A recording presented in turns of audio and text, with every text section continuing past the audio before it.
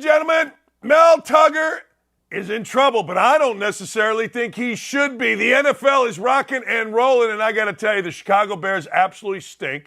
The Indianapolis Colts are the softest team in America, and of course, the Cowboys looked absolutely awesome, but it is September. Giants, Daniel Jones, give your money back. I got a lot of NFL, I got a lot of Mel Tucker, and I got a lot of college football. Don't at me starts now.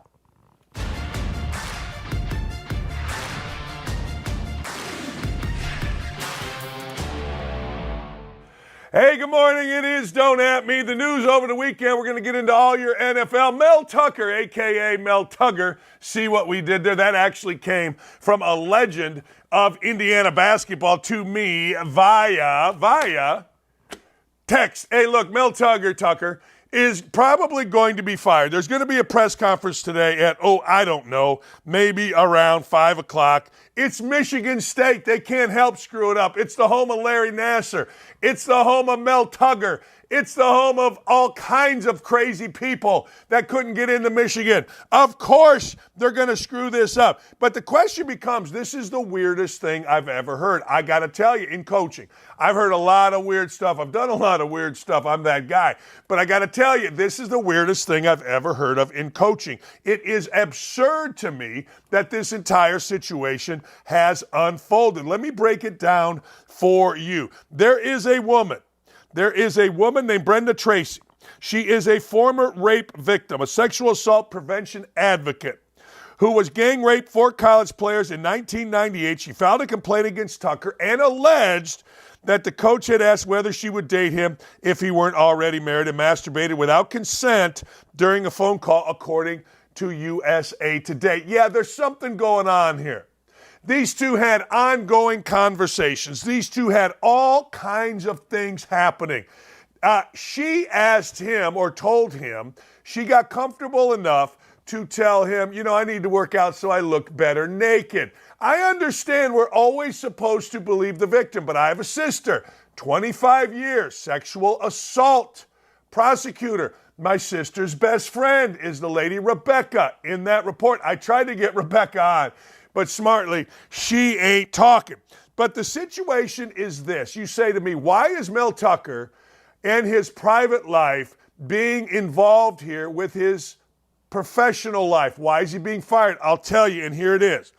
Because Tracy was brought into Michigan State and Tucker's profession. She was an honorary captain at a football game. She talked to the Michigan State team in 2021 and April of 2022. She did all of these things and was paid for it by Michigan State, $10,000 for a speaking engagement. She said that after the initial time, Tucker started calling her, even brought up meeting him alone, talked about sneaking in the back door of her hotel. I think this would all be fine if he did not bring her into Michigan State and his business to talk to the team. Guy wants to get on a phone and jack it with a woman. I don't know what to tell you. Hell, people said the whole thing about without consent, the whole thing about violence is just muddied. I got accused of, quote, violence against a crazy-ass college professor because I said I would not go at it, her words, not mine, in a pool with a woman that wasn't my wife. And I stand by that. I won't go monogamy. But Mel Tucker brought this in. And Mel Tucker then masturbated, and he admitted to bait and fish on a phone call with the woman. Now, it gets a little murky. They had long conversations many, many times over a period of a month, 28 conversations over 37 minutes. Of course, phone records are out, and we're all examining them. All she really had to do, if she didn't like him bait and fish, was hang up the phone, but she said, quote, I didn't think of it at the time. Really? You're the advocate. You're teaching men how to act. You're teaching young men how to go about the business. You understand it better than anybody. At least that's what you sell to schools. But you didn't think of saying, hey, Mel, I don't need to be on the other end of this crap. You're an idiot. Goodbye. Didn't think to do that? This is just weird. I'm not blaming anybody. Mel Tucker's an idiot. A stone cold idiot. She clearly liked the attention from Mel Tucker, or she wouldn't have been on the phone talking about being naked and a variety of other things over the times. I learned from my sister, never fully believe each side. While every woman and every male liberal, everybody was saying always believe women, my sister, who is a prosecutor, said, are you crazy? I'll give you a story. Little girl comes in, says a football player at IU raped her. Comes in with her daddy to see my sister. We want to prosecute this football player. My sister says, all right, calls the football player in. He has a video of the sex that they had. Clearly, the young lady did not get raped. Clearly, the young lady consented all the way through. My sister, the prosecutor, calls the young lady back in with her dad. I'm sorry, asks the dad to leave. The dad leaves. My sister shows the young lady the film. The young lady breaks down and crying. My sister says very simply, you want me to bring your dad in here and watch this? No, we're done here, and leaves. I don't believe anybody. I'm sorry, I know you do. I know you're supposed to. I know this can somehow be construed as controversial. I don't believe either side. I always believe there's a backstory. I don't know what Michigan State should do, but I will say this. They're going to be under tremendous pressure because of Title IX. They're going to be under tremendous pressure from women's groups to get rid of Mel Tucker. I think Mel Tucker's a stone idiot. This didn't make me think Mel Tucker was an idiot. I followed Mel Tucker's career. He's an idiot. And Michigan State is among the worst colleges in America. Just think of all of the things that transpired at Michigan State. They covered for Larry Nassar. That's all you need to know. Long story short, there is more to this, I promise you. Now, Brett whatever his name is, McMurphy or whatever the hell his name is, who totally lied and screwed up the Urban Meyer case, said this guy had been fired. He hasn't been fired. Been suspended without pay. Why? Because you got to figure out within a university. I was a part of this when the University of Indiana University got rid of Calvin Sampson. You got to figure out the Title IX implications. You got to figure out, you got to negotiate a buyout. A lot of stuff here. But Mel Tucker, I don't care how this comes out. You, sir, are a dumbass. And this incident did not put me over the top with it. I've known all along. You're a dumbass. And you got what you got. All right, speaking of Mel Tucker and dumbass, Mel Tucker's dumbass used to coach at Colorado. Colorado is now coached by a real coach, a guy that a lot of people like, a guy that a lot of people don't like. But who cares? Colorado absolutely boot-stomped 36-14. Boot-stomped Nebraska. Shedeur Sanders absolutely did not have it, was not having it. Let's hear from Shedeur Sanders about Matt Rule, the coach at Nebraska. It was extremely personal. We go out there, warm up. You got the head coach for the other team trying to stand in the middle of the buff. Like, it's okay if like, a couple players do it. It's fine, you know. Like, just enjoy the scenery. But when you got the whole team trying to disrespect it, then I'm not going for that at all. So I went in there and disrupted it. So they knew off rip, like, nah, the Buffaloes mean a lot to me. And personally, that's what I was saying pregame, and that's when I knew it was just extreme disrespect. And that's why it was the coach said a lot of things about my pops, about the program, but now that he want to act nice, I don't respect that, because you hating on another man, you shouldn't do that. So it was just all respect was gone for them in their program. Now, I like playing against their DC, I like playing against them, but the respect level, it ain't there because you disrespected us first. Anything you got to do, you do to get yourself going. It does not matter. People say that's crap. I say that's great. And I got to tell you, Shedeur Sanders, I'd follow that kid. That kid's a Heisman Trophy winner, and it ain't close right now. And don't even try some of these other guys. Don't try that crap with me. Dude's thrown for over 900 yards in 2 games, and he did it at TCU and against Nebraska. I mean, don't even try it with me. The dude is a Heisman Trophy winner right now. Is he going to remain? I don't know. All he's got to do is have one bad game, and all Deion Sanders got to do is lose a game, and you know what's going to happen. Of course you know what's going to happen. What's going to happen, well, frankly, is that everybody's going to revert back. But good for Shedeur Sanders, good for Deion Sanders, whatever you got to do. Like, you guys are losing your mind. Oh, Deion's always saying that. Whatever you got to do. Hell, I wore clothes backwards. as a coach, I don't care. Look, I didn't care how much I cussed, yelled, screamed, embarrassed, whatever, but I was going to do anything I could to win a game. And then I'll apologize after. Good for him. Don't apologize. Keep doing what you do at Colorado, because what they're doing is great. It is. I'm sorry. It's absolutely great, and I'm here for it. Speaking of great, Texas beating Alabama is great. And the jackasses that yelled racial slurs at the players, it's all on video. Go to OutKick.com, read the story. Another disgusting episode for the Michigan State of the South, Alabama. Let's go through Alabama. They had a wide receiver slap a girl last year. Of course, that great philosopher who teaches about life every press conference, Nick Saban, all the while trying to get 18 to 23-year-olds to flip their commitment. Of course, the great philosopher is going to teach us. Well, he didn't discipline the wide receiver because, well, Nick Saban doesn't have to. He's won championships. He's got a Coke. He's on Geico commercials or whatever the hell it is.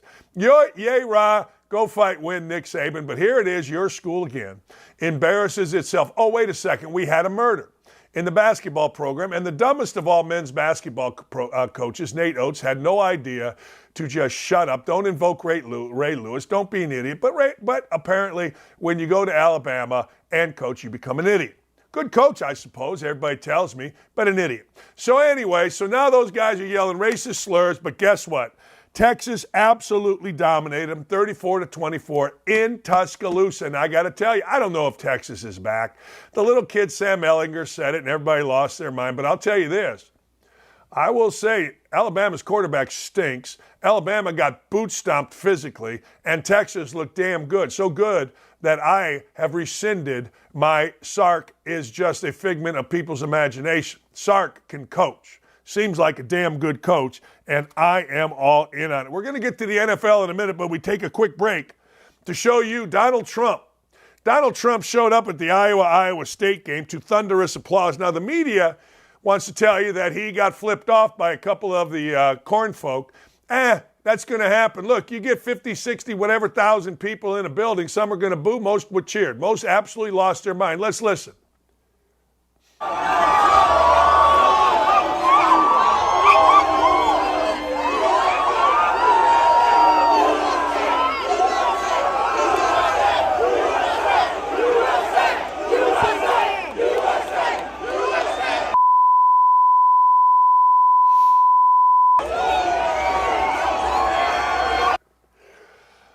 As we celebrate USA, and we never forget on September 11th, it's been so good to see cheering. It's been so good to chants of USA. By the way, the U.S. Open, you embarrassed yourself yesterday not playing the national anthem. You suck. That's all I got to say, U.S. Open. You suck. You suck hard. Kiss my ass, U.S. Open. On September 10th, the U.S. Open in New York chose to play, I don't even know what that anthem is, and some God bless. No, they didn't play the national anthem of the United States on September 10th at the U.S. Open in New York. You suck. Anyway, let's get to the NFL. If anybody ever, and I mean ever, needed their ass kicked, Joe Burrow needed his ass kicked. I'm so tired of Joe Burrow.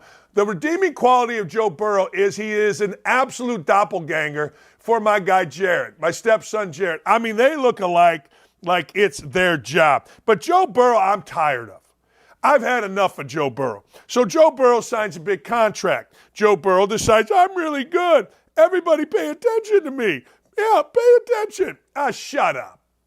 Just shut up. I've had enough. Joe Burrow, my ass. Joe Burrow fell into a national championship, did great getting his team to the Super Bowl. He's a terrific player. But if anybody in this world needed their ass kicked, it was Joltin' Joe, Chicago Joe, whatever the hell you want to call Joe Burrow. Let's see Joltin' Joe. 14 of 31, 82 yards, 2 sacks, quarterback rating of 20. Ben, he was hurt. Yeah, my ass. He wasn't nothing. Joe Burrow needed his ass kicked, and life has a way of kicking your ass. It just does. I'm sure he'll be, quote, great next week, because Joe Burrow is totally on the side of the media. The little girls that write in the NFL media love him. The little boys that write in the NFL media think he's cool, want to be him, that whole deal. But I got to tell you, it's the laziest media in America, the dumbest media in America. Resident racist Louis Riddick said last year Alec Pierce of the Colts was going to be the offensive rookie of the year. Yeah, Alec Pierce. You don't even know who Alec Pierce is. It's the dumbest media, and this guy needed his ass kicked. Let me say it again. 14 to 31, 82 yards, a 20 QBR. Baker Mayfield, on the other hand, he went into, ladies and gentlemen, he went into Minnesota and beat my beloved Vikings. Why are they my beloved Vikings? Because the beloved Vikings have Ryan Grigson on the staff, and Ryan Grigson's the best general manager the Colts ever had, taking a 2-4 team and making it 11-6 the next year. Having said that, the Vikings got boot stomped, and Baker Mayfield got her done. It's tough stepping in for the great Tom Brady. It is, but Baker Mayfield, I think he learned a little bit. See, Baker Mayfield needed his backside whooped. Baker Mayfield needed his ass kicked, and Baker Mayfield got it. Baker Mayfield decided he was going to do all those little commercials. Baker Mayfield decided, I'm going to be an actor, not a football coach, and Cleveland said, stop, baby. When Baker Mayfield went to the Rams, I think he grew up. I think he learned something, and he was pretty good yesterday. Is this overreaction Monday? You're damn right. You're damn right it is, and I don't want to hear about it. Aaron Rodgers and the new-look Jets take on the Buffalo Bills. Aaron Rodgers wants to change the narrative about the Jets. Aaron Rodgers wants to change the narrative about everything. The public, who has been unbelievably betting. I mean, the public crushed souls this weekend. Like, if you were fading the public, which I was all weekend, and I got my you-know-what kicked, I got oral surgery after the show. But if I didn't, it'd be an all afternoon of door dashing. That's how bad it was over the weekend. But Aaron Rodgers, I'm betting on him tonight. The public is all over the Bills. The public ain't buying Aaron Rodgers. I'm all over Aaron Rodgers tonight. Now, am I tired of him? Oh, yeah. Is he smug? Yeah. Can he chug a beer? No. But I got to tell you, I dig the guy. I do. I truly dig the guy. Side note, Fox's, what's that little guy's name? Jay Glazer. Fox's little guy, Jay Glazer, actually came at me one time about Frank Reich being an elite coach. I'm like, geez, are these NFL people? Update, and we'll update it totally. Panthers with Frank Reich, 24-10, ass kicked by the Falcons. Oh, by the way, the Falcons stink, but that's all right. Jamar Chase is mad. Jamar Chase is an idiot. Look, let's be honest. If you go to LSU, what degree are you really getting? It's kind of the Michigan State academically of the South. But LSU, former LSU wide receiver, current Bengals wide receiver, Jamar Chase was not happy about losing to the Bills. Let's listen.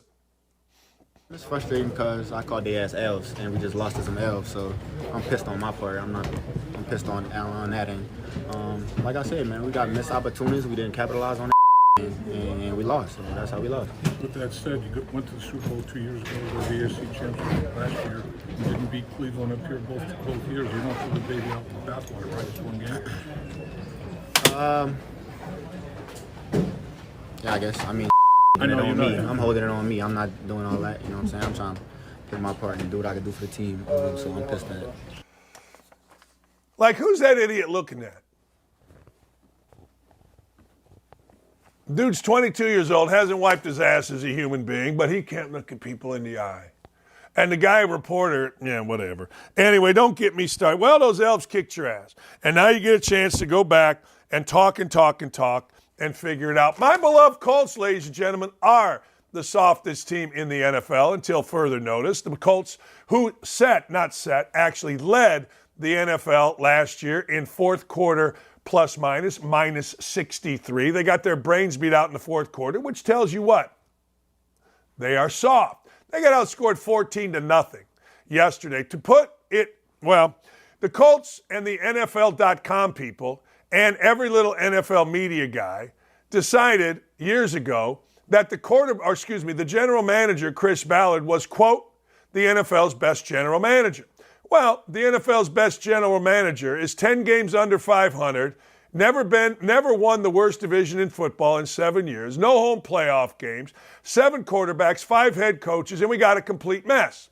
Now, he's also, ladies and gentlemen, had players retire early. See Andrew Luck, see Jack Doyle, see Kahari Willis, see Anthony Costanzo. Want to leave, see Phillip Rivers, see Matt Ryan, C. Stephon Gilmore, and now they are holding out for no reason. Jonathan Taylor's agent said Jonathan could play right now. He could pass the physical. Oh, isn't that ironic? As he's on the PUP list because Jonathan Taylor was faking an injury. But it even gets worse.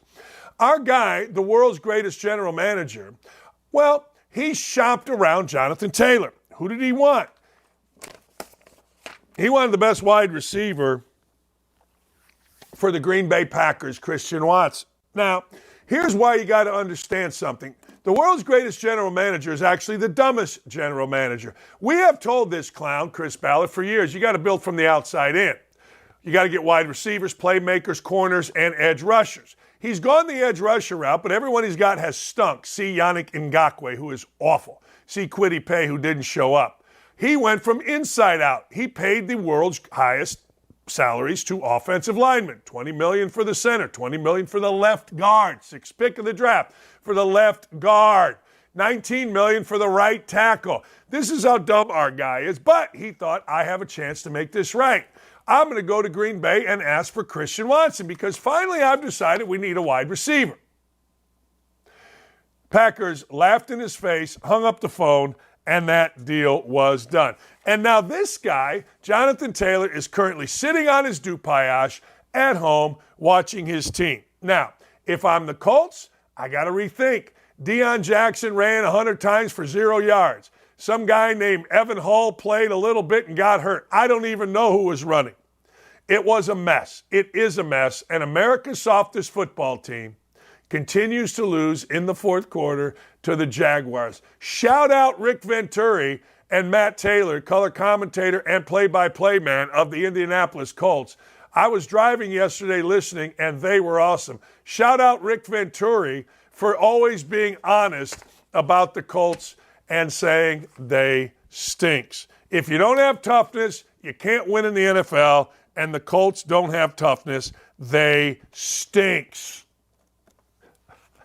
This was odd. We all know millennials, other than my millennials that work here on this show, millennial athletes suck. George Kirby is a pitcher. You got to listen to this. George Kirby is a Mariners pitcher.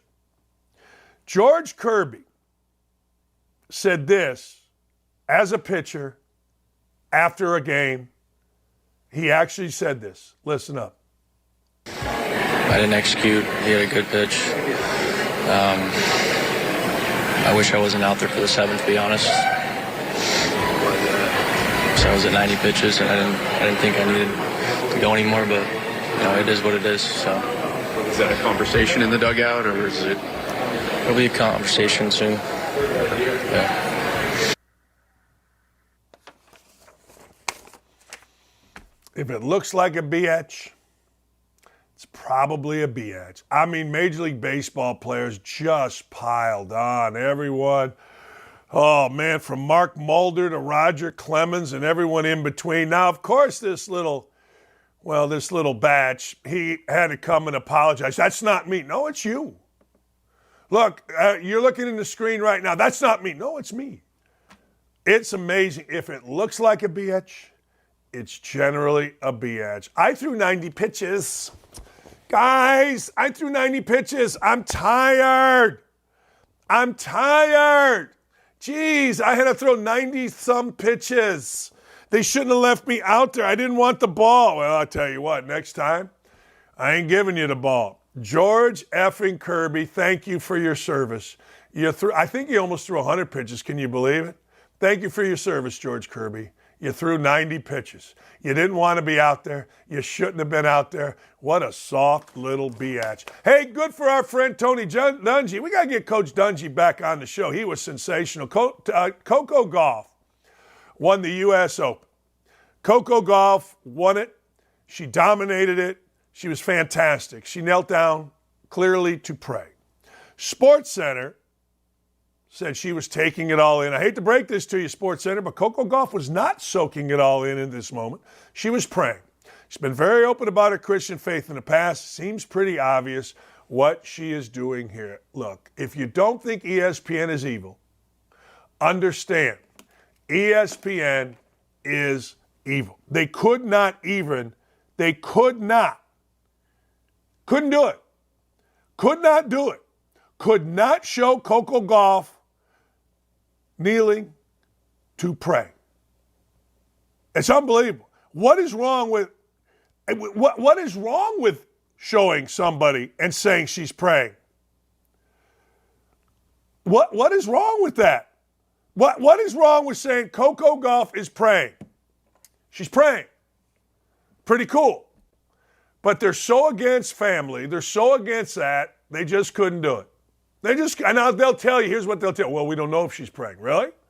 Okay. Pretty obvious that she's praying. All right. Luis Rubiales, the guy, the mad kisser, he decided to resign. He had to. Look, I guess you always have to. He's the Spanish guy. He's the head of the federation. He's the guy right there that put the smooch on Hermosa, the player. She laughed about it. She loved it. They all loved it. But guess what?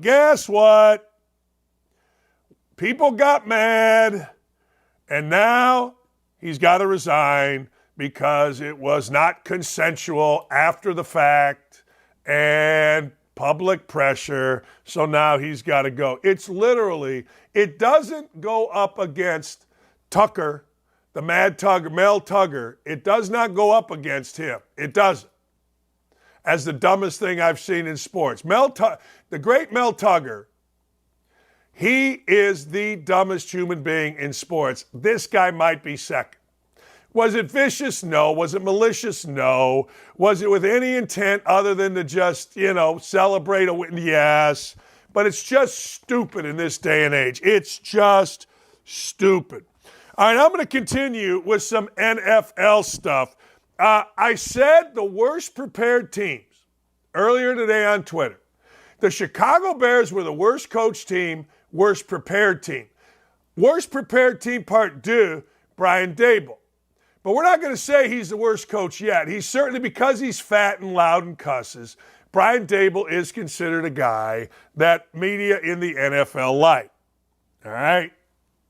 But the worst coach team was Matt Eberflus's Chicago Bears. Now, you got to understand, Matt Eberflus grew up with my wife and my wife's ex-husband. They all grew up together. He's a really good dude. But he was so beloved here by the idiots in the Indianapolis media. They called him Fluss. Well, Fluss is going to get a job. There's a clown here. His name is Zach Kiefer. Zach Kiefer is a writer for The Athletic. I taught him in school. He was an ass-kissing little punk that we used to laugh about when I was teaching Calvin Sampson's basketball class, and he would be like, "Hi, guys." He became a writer for The Athletic, and nobody kissed ass better than Zach Kiefer. He actually did what people said was a pretty good podcast going into the history of Andrew Luck and his injury, except he forgot one thing. He forgot to interview Luck, and he forgot to interview the general manager at the time, Ryan Grigson. But people loved it because Zach Kiefer's an ass kisser. Well, all these little ass kissers called him Fluss. Fluss sucks. I told you, Tom Waddle. I told you, Sylvie in Chicago. Fluss sucks. The Bears were the worst coach team, the worst prepared team, and I got to tell you, Justin Fields is awful. Awful. We'll be right back. I got a lot more NFL, and I want to talk about that guy right there. That guy right there just fit right in, took over for Aaron Rodgers, and as he said, nothing's even changed. We'll be right back. I know you have a very close relationship with him. That's been ongoing for decades now. A lot of people don't realize how you two met. I would love for you to share the story and then also just explain why your relationship with him is still so important to this day. Yeah, so we met because when we first bought the UFC, none of the venues wanted the UFC. The UFC had a horrible stigma attached to it that we were trying to obviously change and turn this thing into a real sport, get it sanctioned, but venues didn't want us. Now we break every venue record in the world. Back then, venues didn't want us. Trump, think about it too, at that time, the Trump brand was here, UFC brand was, where it was, and this guy saw it, he got it.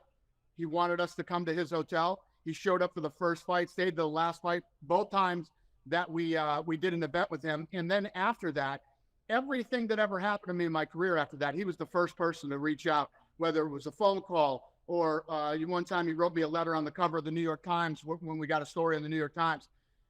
Just saying congratulations. I always knew you were going to do it. And through that, he and I have created a friendship. He's always been incredibly loyal to me and good to me. And I've been the same.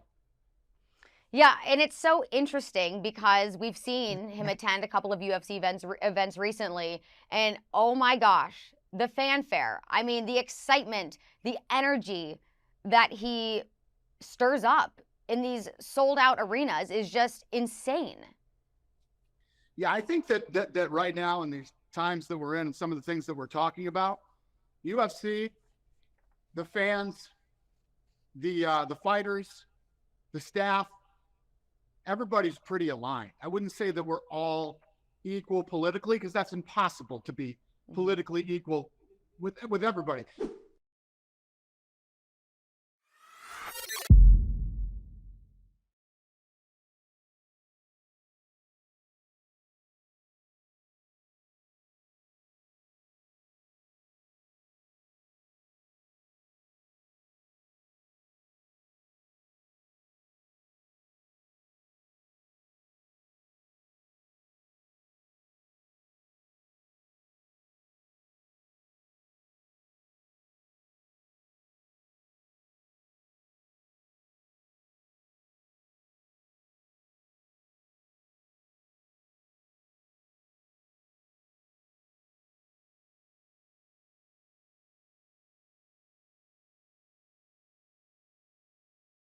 You know, we got so many advertisers dying to advertise on this show that we made our choice. It's PointsBet. It's the perfect moment exclusively. First time PointsBet users. Here's the offer. Place an initial bet of $50. Very, very simple. I do it tonight. I'm doing it on the Jets. I think the Jets game tonight is going to be fantastic and receive an official jersey from Fanatics.com. If jerseys aren't your thing, look, $50 bet, you can opt for $150 in credit to Fanatics, and you can load up with what you truly want. PointsBet is making this easy for you. Look, you got to be 21 or older. Get your head in the game. Here's all you got to do is go to OutKick.com/bets. Do it right now. Right now, all you people on the YouTube chat, go to OutKick.com/bets to snag this offer. Discover the incredible deals from our partner, PointsBet Sportsbook. All right, ladies and gentlemen, boys and girls, we got a great show for you today. Perfect day. It's 9/11. And I will never forget. I will not. I know where I was. I'm not going to bore you with it, but if you want something interesting, there is a man named Ari Fleischer. Ari Fleischer was the press secretary to George W. Bush at the time of 9/11. And every 9/11, Ari puts on his Twitter page an actual rundown of what was going on inside and around the White House, inside the world of George W. Bush, as the planes were hitting the towers, as folks were fighting back, and the people were yelling, "Let's go." Don't ever forget. I got goosebumps. Don't ever forget 9/11. Don't do it. My biggest regret in life is my assistant coach and I, Keith Knopf. He was from New York. We had our car packed. We were going to drive. We were just going to help. We were just going to help in some way. Car was packed. He gets a call from his aunt who lives right there. And she said, "Do not come. You cannot get in here." Turned out that was not right. We could have gotten in, we could have put gloves on, masks on, and we could have helped. And it sucks that we didn't, and I'm still mad about it to this day. All right, you ready? I love Jordan Love. Yeah, it's Overreaction Monday. Yes, it is. But Jordan Love decided he was going to go out and kick the living hell out of the Chicago Bears. Now, you got to understand something. I'm a Bears fan. I like the Bears. I grew up the Bears. If the Bears lost, which they did often on Sundays, it made my life miserable. And I've never cared one way or the other about the Green Bay Packers. I've always felt like the Green Bay Packers are dull. I've always felt like the Green Bay Packers are uninteresting. I've always felt like the Green Bay Packers can pretty much kiss my du-paillage. But man, oh man, have they kicked the living crap out of the Bears. And all Jordan Love did was step up, throw 3 touchdown passes, and all the Packers did was make the Bears' offensive line look like Swiss cheese, and, oh, by the way, made Justin Fields look a mess, and I'm all in on Justin Fields. Aaron Jones looked like O.J. Simpson back in the day. Whenever I go to great running backs, I always go to O.J. Simpson or Walter Payton. It's not a diss against the murder victims. It's just who people of my generation do.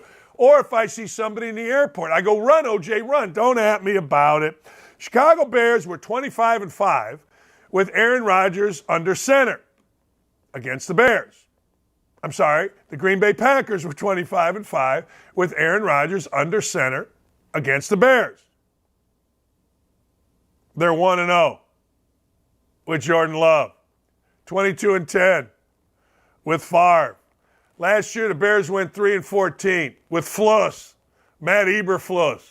Good for Matt Eberfluss, though. He sold his home on the 9th hole at Bridgewater. All he did was go 15-27, 244 yards, 123.2 quarterback rating. I don't know what to tell you. That dude could ball. Dan, you're negative on the Colts. Hey, look, don't at me, people. I already told you why. Come on, let's be honest. When you lose in the fourth quarter, you stinks. Best player in the NFL yesterday, just my opinion, Tua Tagovailoa. Tua Tagovailoa's team scored 36 points on the road. Tua Tagovailoa threw for over 400 yards on the road. Tua Tagovailoa threw 3 touchdown passes and an interception.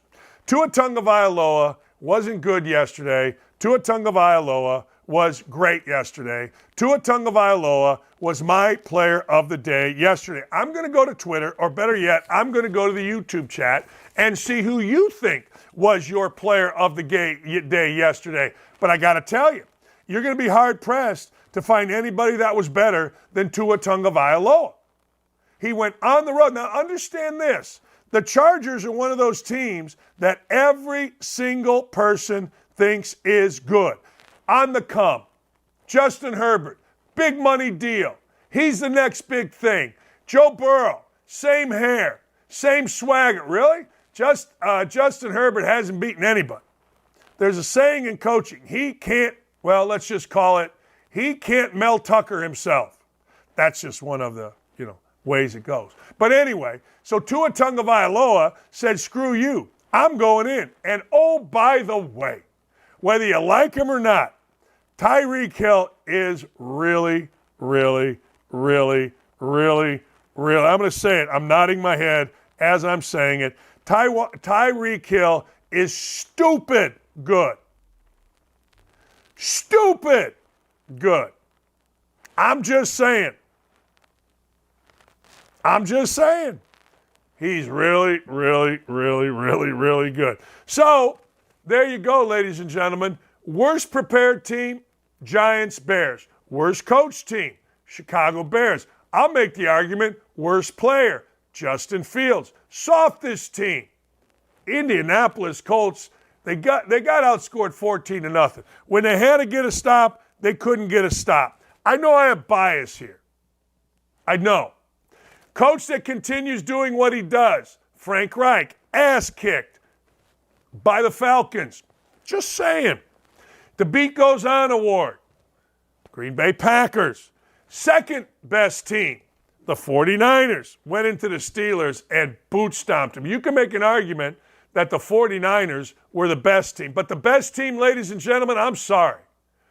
But the Dallas Cowboys have won. Dallas Cowboys, every year at this time, they're great.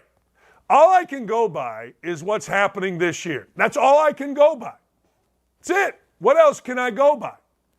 40-0 on the road in New York in a rainstorm means you are the best team in the freaking NFL yesterday. Are you going to be the best team in the NFL tomorrow? I don't know. Or next week? I don't know. But I know this. They are the best team in the NFL right now. They had the best performance. They played the best. When you shut an NFL team out at home that just signed a running back who supposedly is the greatest thing ever. I've told you Saquon Barkley and running backs don't matter. And then you give a massive contract to Daniel Jones and you shut them out and drop 40? I don't know what to tell you. I had a bad gambling weekend, awful gambling weekend, but it wasn't as bad. It was not as bad as Drake. Drake lost, listen to this, $500,000 when Israel Adesanya lost $500,000. Hey, honey, had a bad weekend. How'd it go? Dropped $500,000. On what? UFC fight. Huh. Better get your DoorDash bag. Better do it. Better get your DoorDash bag. Better get out there, or you better do a concert. Because I ain't having this. Good for Drake. I think it'd be such a rush to bet $500,000. I'd lose my mind if I bet over 100. 100's about it for me. But I ain't mad at you. Joe Biden in the news. Joe Biden thought it was cute to say good evening Vietnam while in Hanoi as he mistakes Robin Williams' anti-war movie for a song. Joe Biden, the moron in chief, does it again. Let's hear from Joe Biden.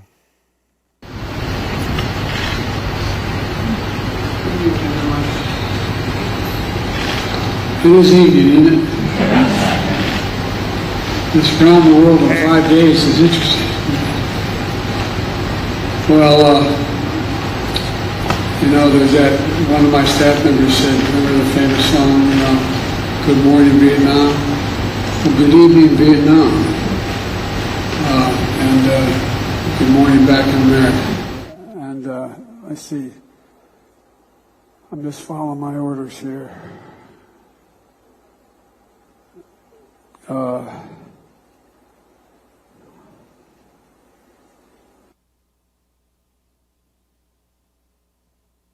Staff, is there anybody haven't spoken to? No, I ain't calling on you. I'm calling on, I said I had 5 questions. Anita from VOA.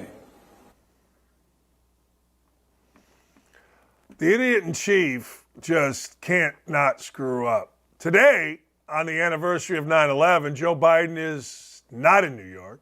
Today, on the anniversary of 9/11, Joe Biden is in Alaska. Honest to God. I don't know who did it.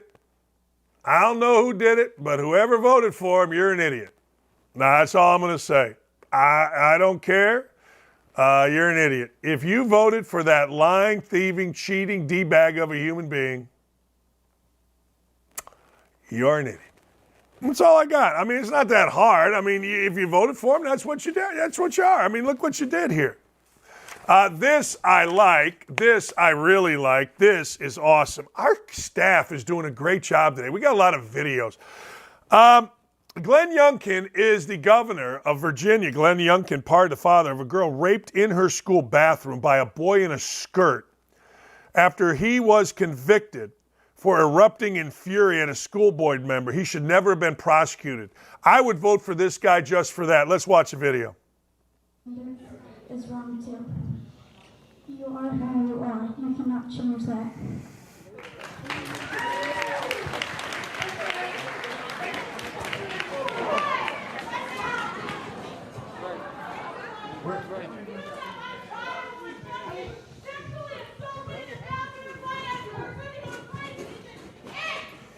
She's trying to disrupt things. She's trying to disrupt things. Let's continue on over here.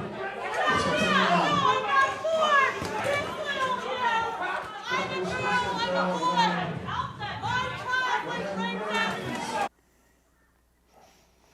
My daughter gets raped in a bathroom by a boy in a skirt. I got to tell you something. I'm going to jail, period. Good for Glenn Youngkin. Common sense, maybe prevails. There's a guy named Danny Masterson. Danny Masterson was a guy that was on that 70s show. Apparently, he was very popular in Hollywood. Apparently, in Hollywood, he was also a serial rapist. Danny Masterson got sentenced to 30 years to life in prison for rape. two Hollywood idiots, Austin Kutcher and what's that idiot, Mila Kunis. I call people idiots a lot. Maybe I should stop that, but in this case, it's warranted. They actually sent letters of support of Danny Masterson to a judge. Now, of course, they got called out on it, and of course, no one's going to say anything because Austin Kutcher's so cute. I got to tell you, Mila Kunis without makeup looks god-awful, and they're both clowns. Let me go with clowns, but they had to apologize, sort of. These two clowns, well, just watch. What are you doing sending a letter? What are you doing sending letters to the judge in support of rapists? What is wrong with you people in Hollywood? Let's watch this idiot here. Go to jail. Go. Get to jail, you smug prick. Go ahead. We are aware of the pain that has been caused by the character letters that we wrote on behalf of Danny Masterson. We support victims. We have done this historically through our work and will continue to do so in the future. A couple months ago, Danny's family reached out to us and they asked us to write character letters to represent the person that we knew for 25 years so that the judge could take that into full consideration relative to the sentencing. The letters were not written to question the legitimacy of the judicial system or the validity of the jury's ruling. They were intended for the judge to read and not to undermine the testimony of the victims or re-traumatize them in any way. We would never want to do that. And we're sorry if that has taken place. Our heart goes out to every single person who's ever been a victim of sexual assault, sexual abuse, or rape. Yeah, they should be canceled. They should be canceled. They're horrible. You could tell. And right in the middle of it, this is what I'm good at. Right in the middle of it, you can see the excuse. They were written for a judge and never intended to be public. How stupid are you? Honest to God, and how god-awful. I mean, they're just such horrible human beings. They are just horrible human beings. I don't even like cancel culture. I don't like cancel culture. I don't like anything about it. But those two should be canceled. All right. The offensive coordinator for Oklahoma. His father-in-law is Art Briles. Art Briles was on the field after Oklahoma's win over SMU. And of course, white liberal media reporter didn't like it. Yeah, okay, Art Briles was an idiot. Art Briles accepted things that no coach that had a brain, even a little bit of a brain, or any empathy should ever accept. But Art Briles is the offensive coordinator, Jeff Lebby's father-in-law. And everybody's up in arms in this fake outrage. Let's listen. Did you reach out to Art Briles and invite him onto the sideline tonight? That's my father-in-law. So he's my father-in-law. That's the grandfather to my two kids. So he was down with our entire family after the game, well after the game, but he was down there and with the entire family. I think there's going to be people that have trouble squaring that a little bit because of his... Yeah, well, that again, he's with his entire family. That's my father-in-law. That's the grandfather to my two kids. Yeah, I mean, it's simple, dipshit. That's his father-in-law. He's on the field. Look, I see Ray Lewis in commercials. Ray Lewis in commercials. I saw Chris Webber doing games for the NCAA tournament at ESPN. These dudes lie.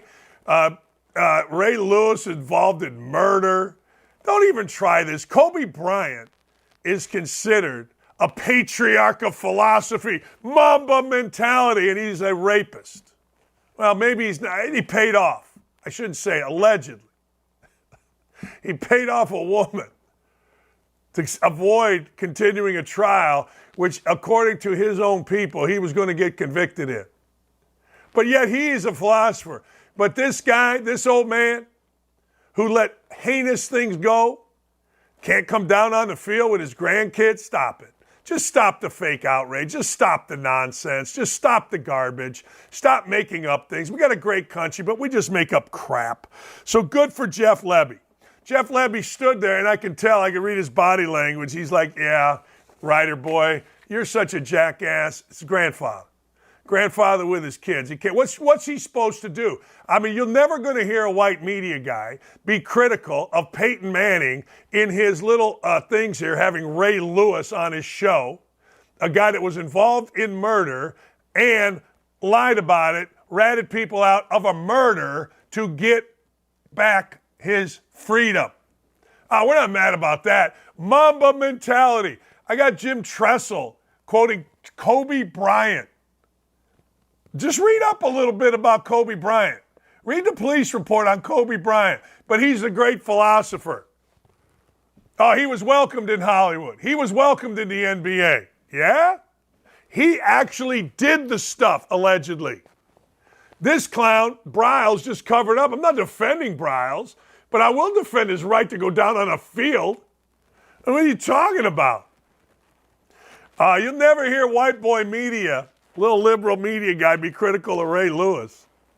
Ray Lewis just walks around doing whatever he wants, being all Ray Lewis. Hey, let's get Ray Lewis on the Manning cast. Yeah, okay. Hey, good for Jeff Lebby, man. No, great for Jeff Lebby. He stood up. He should have just said, hey, screw you. A white media guy, football reporter, did you watch Swamp Kings? Like, everybody in Swamp Kings looked presentable, except a guy named Pat Dooley, a writer, a liberal-ass writer, looked like a complete slob. The players that were interviewed, great. Carried themselves well. Urban, great. But the slob-ass writer boy, that's who they are. They're just slobs and pigs, and I don't like them. I think they suck. I do. I hate them. What else we got here? All right, back to the NFL, ladies and gentlemen. Back to the NFL. I told you about the Green Bay Packers. I told you that the Green Bay Packers went into Soldier Field and belly-whomped the Bears. Here's a problem you have now if you're the Bears. You're 3-14. You brought in all these players. You got a coach you don't believe in. But here's even bigger. The fans are booing like crazy. Booing like crazy. The fans are nuts. Let's examine. Where were fans booing? New York was insane last night. The Giants, I turned the game off, but man, oh man, think about this. You're an NFL fan. It's opening day. You're excited. You signed Barkley. You signed Jones. You're a Bears fan. You signed DJ Moore. You got all these guys. Justin Fields, some of the idiots in the media are talking about Justin Fields as MVP. And 2 minutes in, you're watching the game and you're like, we got no shot. And it gets worse. This is a great picture. It gets worse. And it never gets better.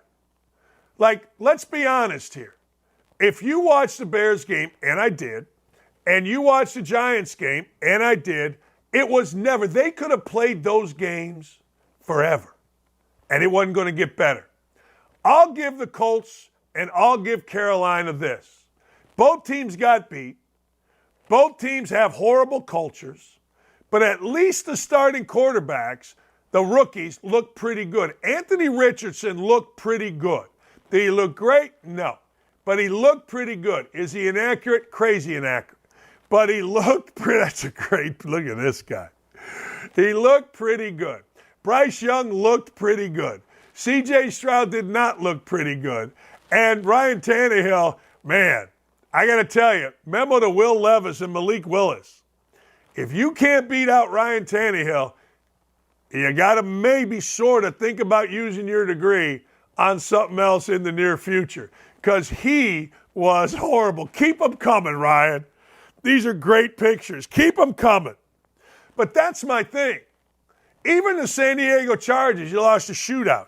Who cares? Great thing. Hell of a game. You got hope.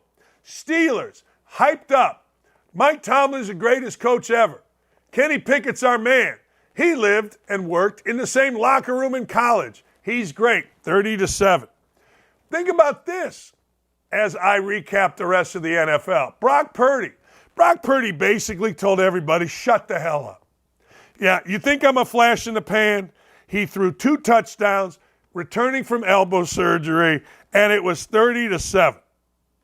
30-7. Now, I don't know about you, but here's what Brock Purdy did. Here's what I look at. Brock Purdy threw a touchdown 6 minutes into the game. This is important. Listen up. This is why you watch our show. Brock Purdy, after a field goal, then threw another touchdown. So his 2 touchdowns made it 17-0 early in the fourth quarter. It's not like they had an interception return, a fumble, and it got to be 17-0, and then Purdy threw 2 touchdown passes. No, his 2 touchdown passes made those people very, very sad. This is what, see, Andrew Luck used to do this for the Colts. Andrew Luck used to throw interception. Colts get down 21-6, 21-3. And then Andrew Luck was awesome at getting the Colts down the field. He was the comeback kid. But he screwed the game up, and then he'd come to the sidelines and go, oh, God dang. God dang. I really screwed that up. Oh, what I was thinking. I'm just saying. I'm just saying. There's a difference in doing it from the start on the road against a big-time tradition, against a big-time culture like the Pittsburgh Steelers, and there's a difference doing it late in the game when the game's over or to come back in a game. And the 49ers, I swear to God, could plug me in there and they'd probably win a damn game. They probably would. Joe Burrow, you needed your ass kicked. You got your ass kicked. Let's see how you bounce back. Baker Mayfield, you got your ass kicked in Cleveland. You bounced back with the Rams, and you really bounced back last night or yesterday against Kirk Cousins and the Vikings. But let's see what you do next week. All right, when we come back, Kim Russell, Oberlin College. Oberlin College, Brown, these schools are the worst places according to, going back, Men's Health Magazine. That's right. Men's Health Magazine said Oberlin and Brown University were the worst places for men to work. Oberlin's a small school, I think over by Cleveland. Oberlin College fired Kim Russell after 27 years. What was Kim Russell's crime? Well, she said women should be women and men should be men, and they two shall not cross. But Oberlin's mad about it. So the lacrosse coach of 27 years, Kim Russell, got the axe. All right. We'll talk to Kim Russell next. I'm here at the Big Machine Music City Grand Prix, but that's not the only big race that's on people's minds. Let's go talk about it. There's no way Biden can win again. There's just no way. Even the people that voted for him because they didn't like Trump, now at least have to see, like, senile, not all there, probably won't be alive for 4 more years. Are you a Trump guy? Or are you a DeSantis guy? Or someone else? I don't like any of them. Who's your dream candidate? Who would you want to run? Myself. I think the best candidates probably are smart enough not to run. I just hope there's somebody that's young enough to care about the country instead of their politics. My fear is they get Gavin Newsom from California. And I think it would be the new cool vote for the younger people, and that's what I don't like. Who do you think on the Republican side would be able to take on Gavin Newsom? Great question. As a Republican registered, I love what Trump's body of work did, but they're just out to get him and destroy him, and we won't get things done, which is crappy for me to say. I thought DeSantis was going to be the guy. Trump only has 4 years left. He cannot fix everything that just happened in 4 years. And he's going to be battling indictments and all these false stuff for the next 4 years. We won't get anything done. And it'll just be the stalemate in America. That's why I almost don't want him in. But if he is the leading candidate, that's who I'm going to vote for. Is there any Democrat that you would vote for, consider voting for? Absolutely not. What about RFK Jr.? No. Who should our first female president be? Michelle Obama, of course. Okay. Yeah. I'm going to go with Harambe. Harambe 2024. We have the 2024 presidential race coming up, and I wanted to see who you thought your favorite TV characters would vote for. Homer Simpson, like who do you think he would vote for? Donald Trump, all the way. Is there like a dream candidate, someone that you think could like save us all? Yeah, Jesus. Amen to that.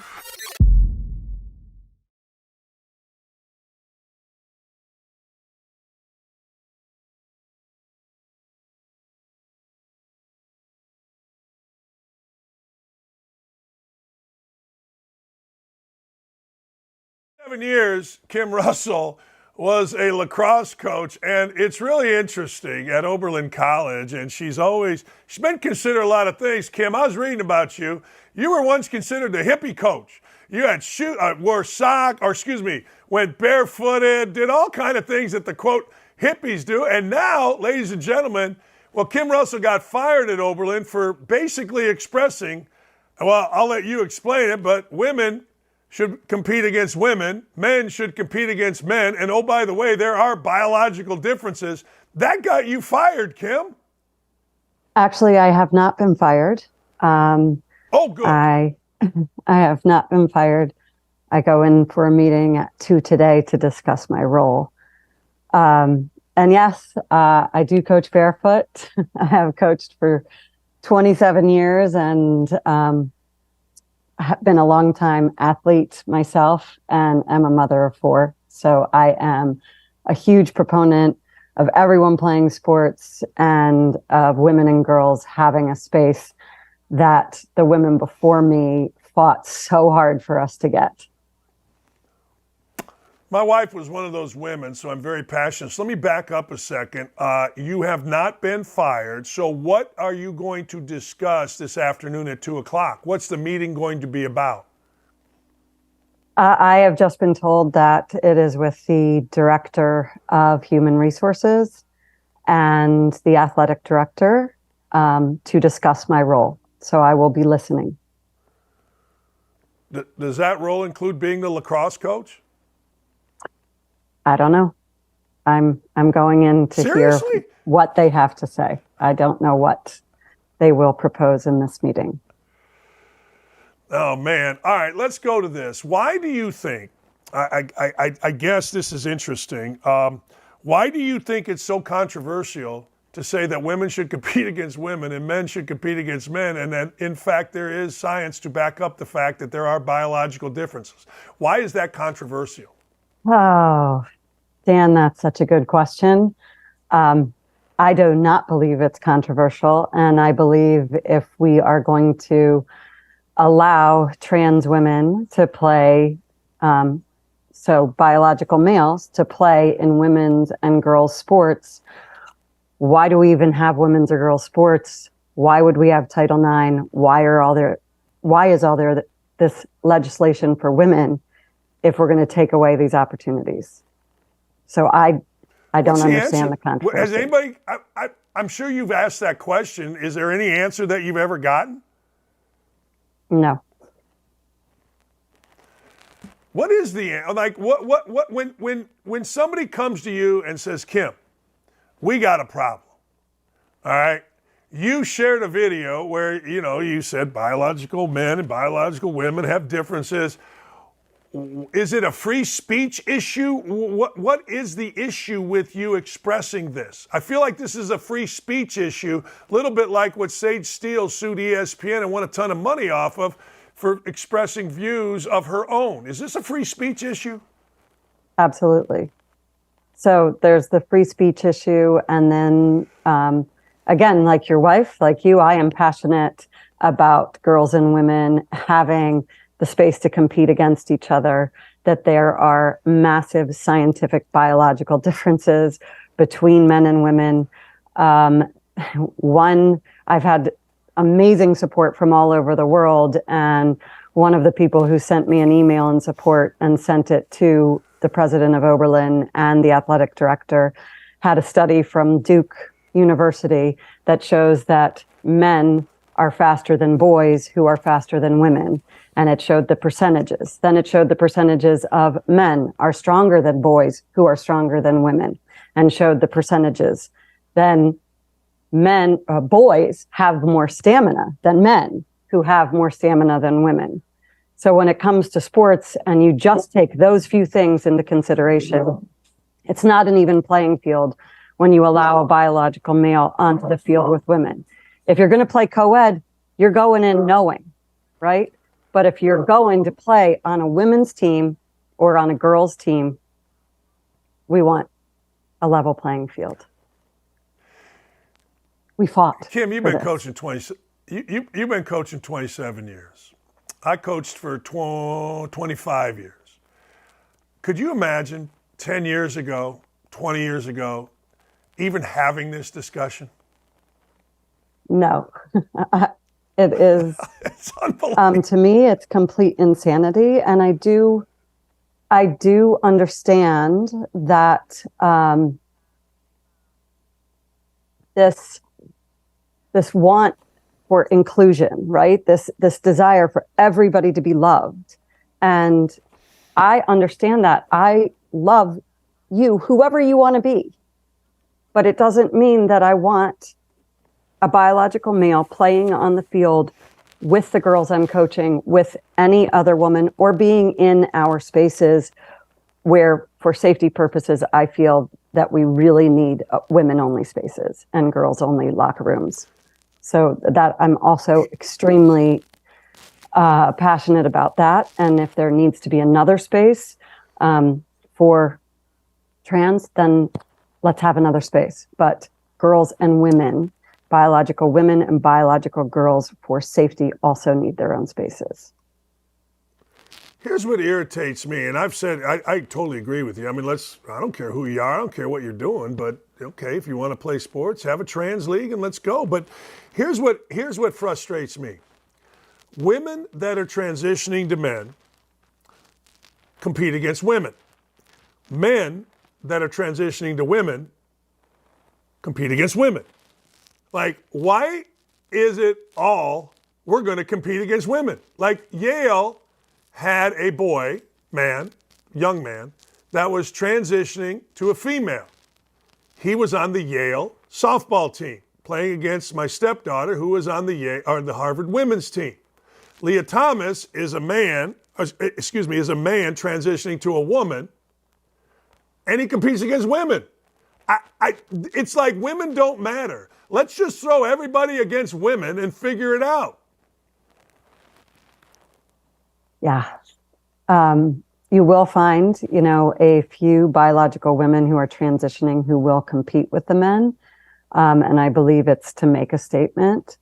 However, the ability to actually compete in those spaces is extremely difficult.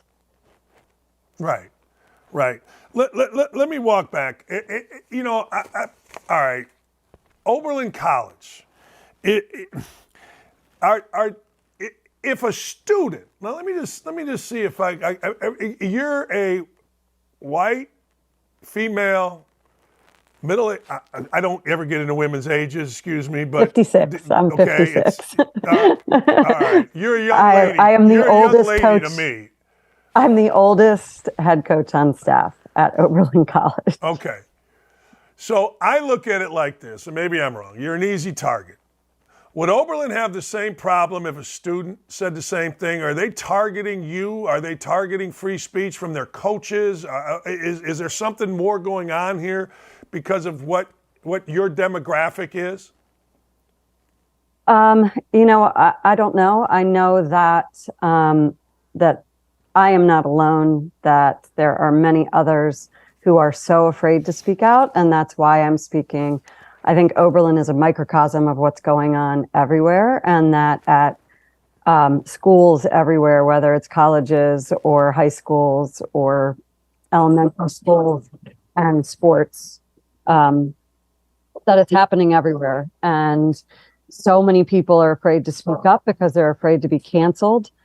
And my kids joke, they say, "Mama, you've already been canceled twice, so you may as well start talking."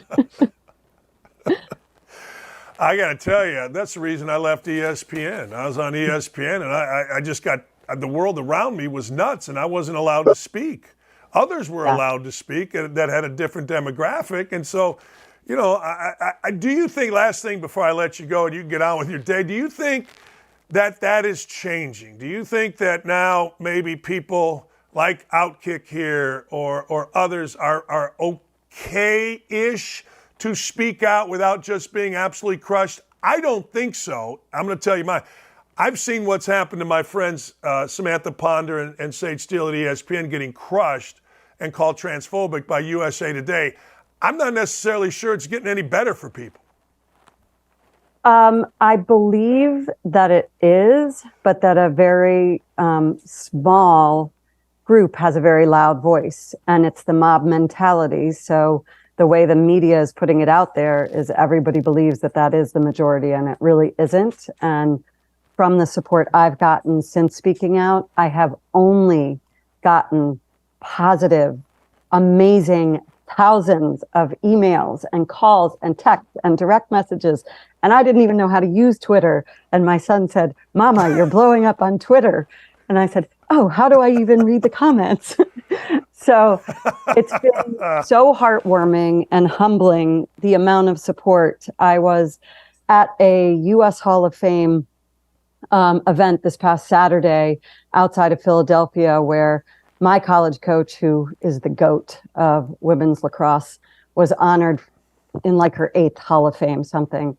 And she brought up in her speech of acceptance, she said, "And one of my former players is here who also went to my high school, and this is what she's talking about. Please read her story." So there are so many people out there in every demographic who are afraid to speak. And I am speaking up in hopes that it gives somebody else the courage to know there are so many people out here supporting you. And this is not about trying to hurt anyone else. It is protecting women and girls and protecting the opportunities that we didn't have before. And they're being taken away again. And this is about how do we love each other through this and speak up and have conversations and know that this is all okay. Like, we need to take our space back and not be afraid to do it. And that's not transphobic. That's not hate speech. That's common sense. And nobody's saying, you know, everybody, in fact, like you that I've talked to and myself, look, have a transphobic division of whatever you want to have, or not transphobic, have a transgender division. Always, that's not hate, and that's the problem I think people have. They immediately get branded as transphobic or hateful or hate speech. I think that's the biggest issue people have, because that's the only response to this. And I'm not going to call it the other side, because we should all be on the same side, but that's the answer to what you said. Well, you're transphobic, or you're hateful, or you're giving hate speech, and that's just not right. It's not accurate. No, not at all. You know, I've coached a few trans athletes, and I got the most heartwarming letter from one of them this summer, thanking me for the support that I gave her and thanking me for what she learned as a coach and as a teacher. And this is simply about women, Title IX, having the ability to play against other women and girls. And that's it. You know, and conversation. Last thing Free speech. Don't be afraid to speak, people. Like, this is really important. We need to speak up. Especially coaches. I always thought that's kind of what college was.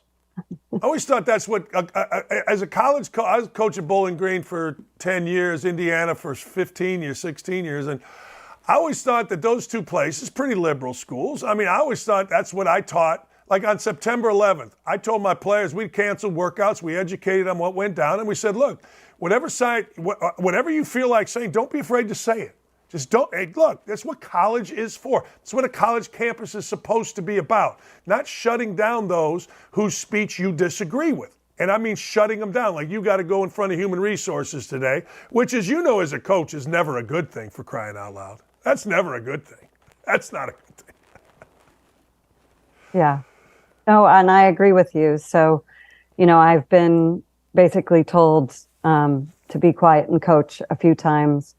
I coach girls and women, and I've been told I am not allowed to talk about their cycles. And that's insanity. We work differently than men. There is so much research that has just come out in the last few years about how in different weeks, you're better at big decisions, you're better at creativity, you're better at detail oriented, and different times you should rest, different times you should do high intensity exercise, different foods you should eat. And so why don't we use these tools to be better at everything, at performing, at enjoying life, right? And living as our best selves. And if we're not going to talk about that,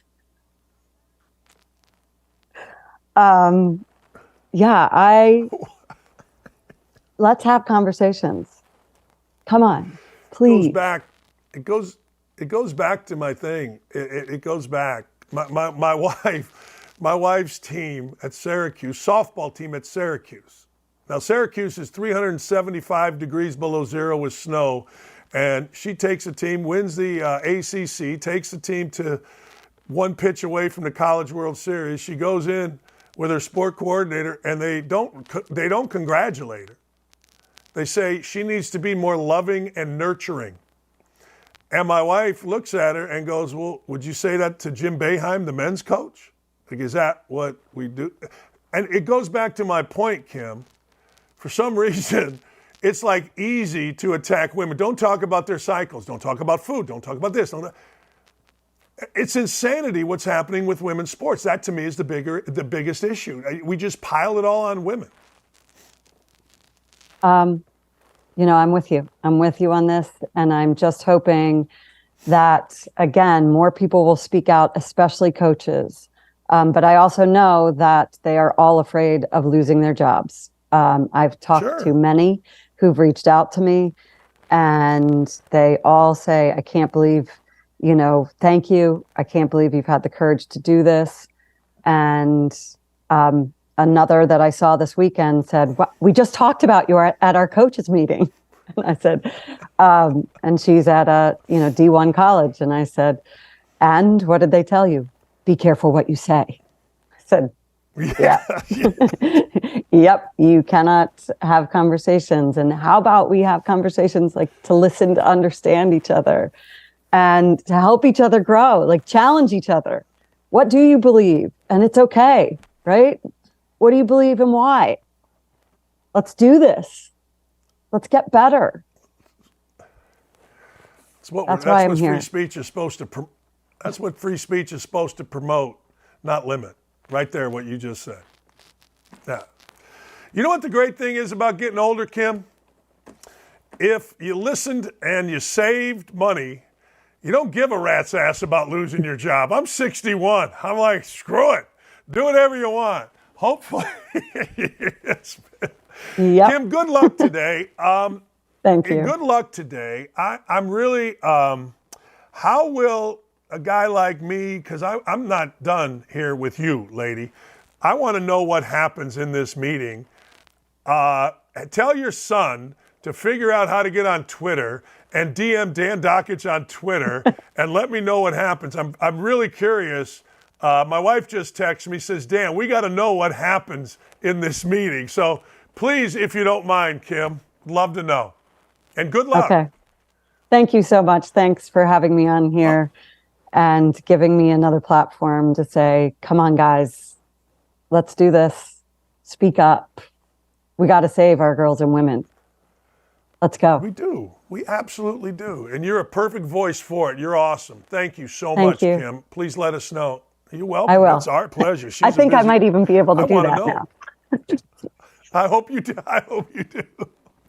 I do. I want to know. Thank you, Kim. I want to know what's happening here because I'm telling you, as a coach, you got to call in before human resources. It ain't great, but you know what?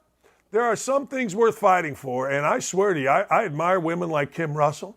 Kim Russell, what'd she say? She's 56 years old. She could have just gone what do they call it? Gone along to get along, but she sacked up. You know, that's our family motto in the Dakich family. Sack the hell up. Something goes bad, sack up. Something goes good, keep going.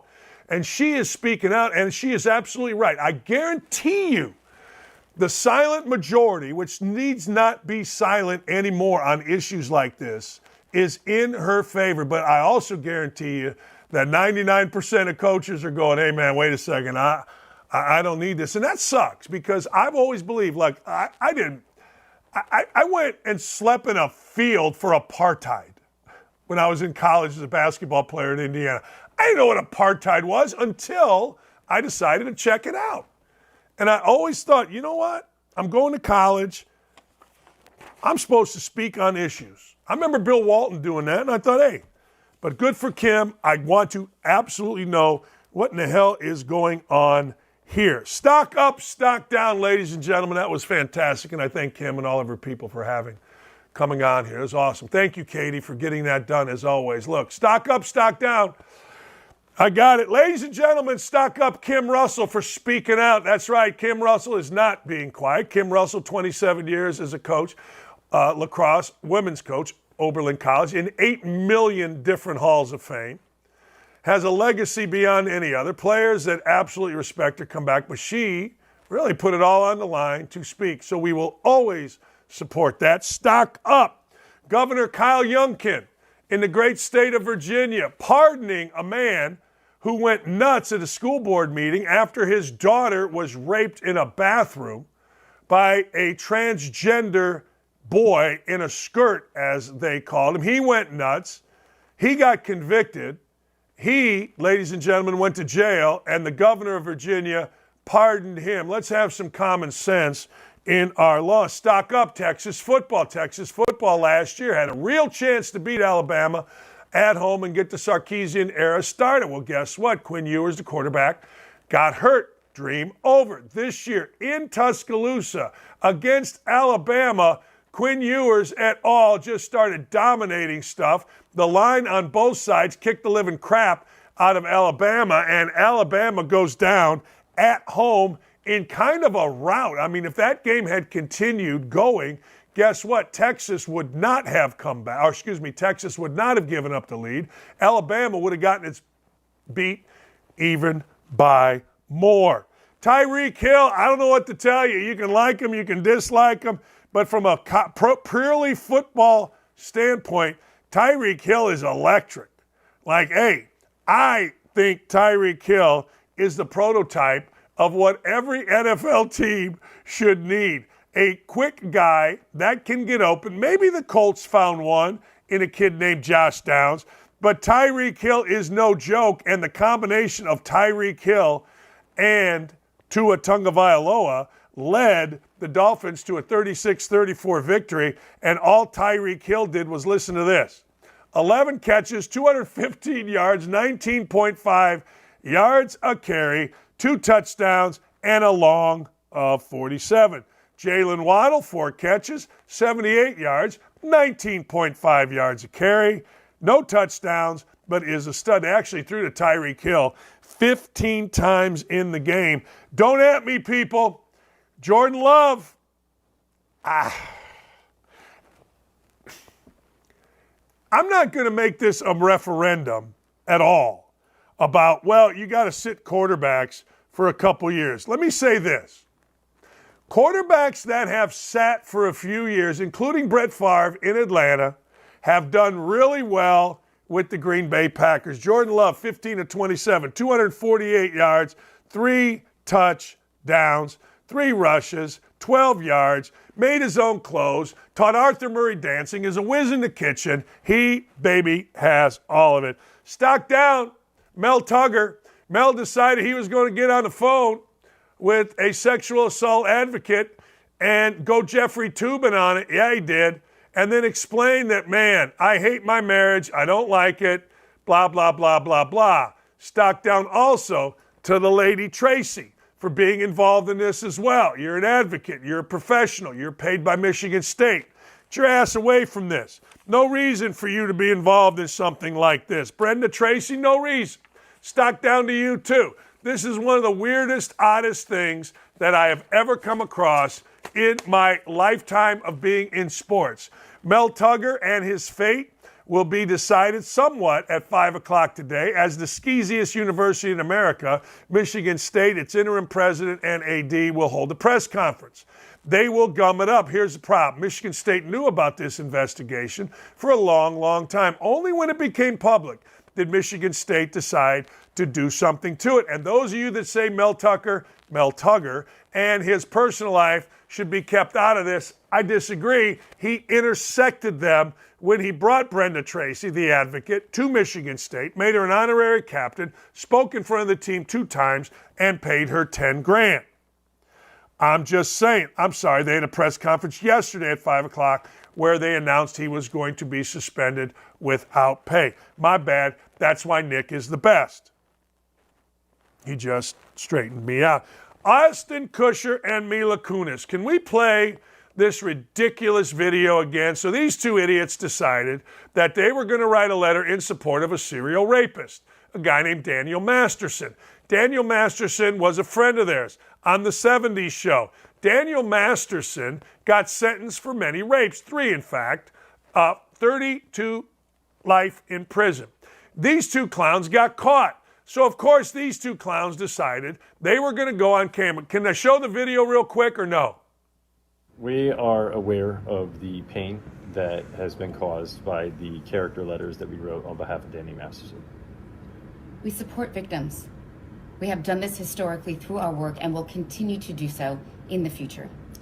A couple months ago, Danny's family reached out to us and they asked us to write character letters to represent the person that we knew for 25 years so that the judge could take that into full consideration relative to the sentencing. The letters were not written to question the legitimacy of the judicial system or the validity of the jury's ruling. They were intended for the judge to read and not to undermine the testimony of the victims or re-traumatize them in any way. We would never want to do that. And we're sorry if that has taken place. Our heart goes out to every single person who's ever been a victim of sexual assault, sexual abuse, or rape. There you go. Yeah, hey, put on some makeup, show your breasts, put your finger in your mouth. It'll be all right, Mila Kunis. And I don't even know what Ashton Kutcher is. He's not even good in 2.5 Men. I think these 2 should be canceled. I think these 2 should never be allowed to be in front of us again. I dislike them immensely, and I thought what they did right there was ridiculous. Joe Biden. Can we show the videos of Joe Biden, please? This is Joe Biden. Currently, Joe Biden on 9/11 is in Alaska. Is he in New York? Of course not, because this smug jackass in chief, has no sensibility about the American people. He's America's worst human being. He just is. If you don't believe me, good for you. But this is what this clown decided to do in Vietnam.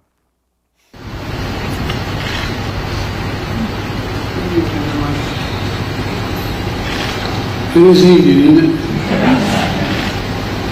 This around the world in 5 days is interesting. Well, there's that, one of my staff members said, remember the famous song, Good Morning Vietnam? Well, good evening Vietnam. And good morning back in America.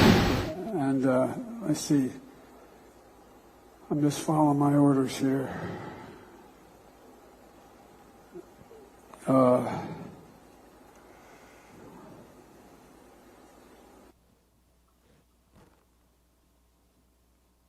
Staff, if anybody haven't spoken to, no, I ain't calling on you. I'm calling on, I said I had 5 questions. Anita from VOA. The bumbler in chief was in Vietnam, stumbling, fumbling, bumbling, and of course on 9/11, the goof in chief cannot get back to New York. We'll talk to a man who is an American hero, Nate Boyer, played in the NFL. No, I'm sorry. Yeah. No, I think we had Nate on before, and I really liked him. He was a walk-on at the University of Texas. We're going to talk about Texas football. After serving 6 years in the U.S. Army, multiple tours in Iraq and Afghanistan, despite never having played organized football. I got to get his thoughts on 9/11. I got to get his thoughts on Texas football. The perfect guest for today is coming up. Nate Boyer. Never forget 9/11. Chad, it's not hard to make Keith Olbermann look like an idiot on social. This guy, man, it's sad to think about our childhood of watching SportsCenter and Keith eating Olbermann cereal was. and I love watching Keith Olbermann and Dan Patrick on Rich SportsCenter. Yeah. Anyway, you'd watch the replays. Well, who knew that the guy would just completely lose his mind? He's a loon. Yeah, he's a loon. He's the a best loon. way to describe him. Riley Gaines took him down on social, where she was touting the governor in Nebraska, a famous women's rights supporter, signing a women's Bill of Rights. And she retweeted this and said, "Defining woman equals ridiculous to the state senator Megan Hunt. Remember that election time, Nebraskans." Well, Olbermann responds to that tweet, that post, and says to Riley, "Can you just address the reality and move past it? You sucked at swimming. That's why you lost." Of course, she tied with Leah Thomas for the championship, and they sent the trophy home with Leah Thomas for the photo opportunity. Ridiculous. Sucked at swimming, and when she's in the heat for the national championship against a man. Well, and are you just first off, huge L for Keith Olbermann, because I know Riley responded to this and others, and it's just he's not followed up with anything. I think maybe even Keith Olbermann knows he probably lost this one, and he's not going to respond with anything else. I don't think he ever realizes but that. If you're just going through Twitter and finding people that you disagree with on X or on whatever platform you're on, and you just say ridiculous things to them that aren't true, like this is what makes me mad about the current state of social media in particular.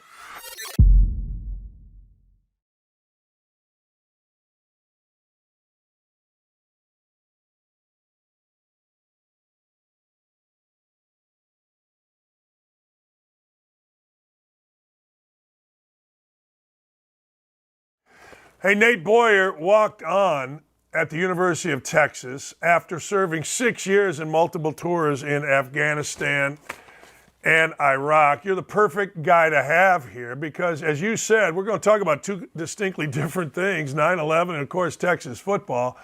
I want to start with 9/11. This day, everybody remembers where they were. Everybody remembers what they were doing. What does this day mean to you? What feelings, what emotions, what comes out in you on this day every year?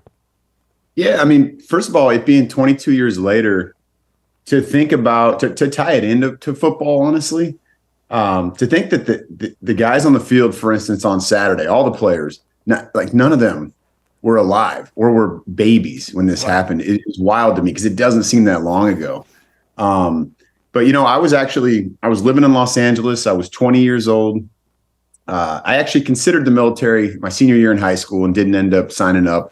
Just wasn't quite sure. Honestly, wasn't quite sure I'd make the cut or if I was the right kind of guy for the job. I had what it took, And then when 9/11 happened, I noticed a lot of people sign up, a lot of men and women across the country, across the world. People from other countries even did, And I was inspired by that a lot, and I still didn't still didn't sign up right away, but I ended up enlisting a couple of years later when I found out that there was an opportunity to come in off the street and try out for the Special Forces. There was a new program they'd opened up called the 18 X-ray program. When I learned about that, I just wanted to be a part of that. I mean, not only is it one of the most elite units, but as the war continued to ramp up and we were going to Iraq as well as Afghanistan, and just more and more people joining and the surge happening, I just felt like I had to be a part of that. And, I love this country and I still do. And I wanted to do what I could to not only honestly, it wasn't even as much about protecting the freedoms we have here. It was more about hoping to provide the opportunity for freedoms in other places that just don't have what we have here. No, we're not perfect, but we got a lot more than most, and we have a lot more opportunity and freedoms than most. Maybe I'm overstating this, but it irks me, maybe not you, that our president isn't in New York. I feel like if I was a guy that was in office and I was around New York, I don't know if I would make this the biggest thing ever, and I would do it every year. I just don't want, this should never go away in our public's conscience, in my opinion. And the president should be in New York honoring discussing, talking, whatever a president needs to do. Am I off base on this? Am I being too weird about this? No, I don't think you're being too weird. I think, look, I was very fortunate to have the opportunity to be there for the 20th anniversary, to be at Ground Zero alongside all the first responders, the firefighters. Firefighters come from all over the country to get together, to gather together, to honor those that gave their life, that sacrificed their life, to honor the 3,000 plus that lost their life initially in the attack. And it's a powerful thing. It's a very moving thing, and it's inspiring to be around that. And no, I think everybody should do that. But yeah, if you're in office, whether you're the president or almost anybody else, it almost should be a day where that is the only focus. That is the main focus. And I understand there's a lot going on. I get that, but it is very important. And I think, I don't know, if you haven't, as an American, if you haven't been there at all, even if it's not on 9/11, if you haven't gone to Ground Zero and visited and looked at the names and just imagined what that could have been like. I mean, I wasn't there that day, but I can't even comprehend. I know people that were, and it's just unreal that would happen in a place like this. But, I'm also, as I said before, I'm proud of our resiliency and how we came together. Like, that's what we do in the midst of tragedy. Somehow we find a way to pull together, and you gotta go experience that and feel what it's like to be there.